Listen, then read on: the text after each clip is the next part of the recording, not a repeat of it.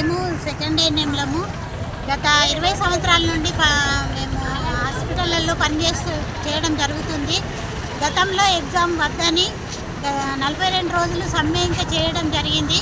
అప్పట్లో ప్రభుత్వం మాకు ఒక హామీ ఇచ్చారు, కమిటీని నిర్వహిస్తాం, కమిటీ ద్వారా మేము మీకు సమాధానం చెప్తామని సమ్మెని విరమించమని చెప్పడం జరిగింది.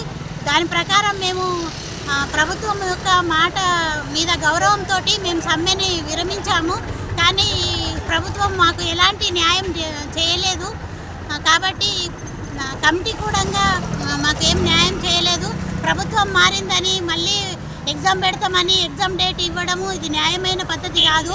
గత 20 సంవత్సరాల నుండి మేము పనిచేస్తున్నాము కాంట్రాక్ట్ ఏఎన్ఎంలుగా.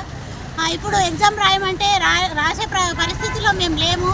కొందరికి ఏజ్ బార్ అయింది మా దాంట్లోనే. మా పిల్లలే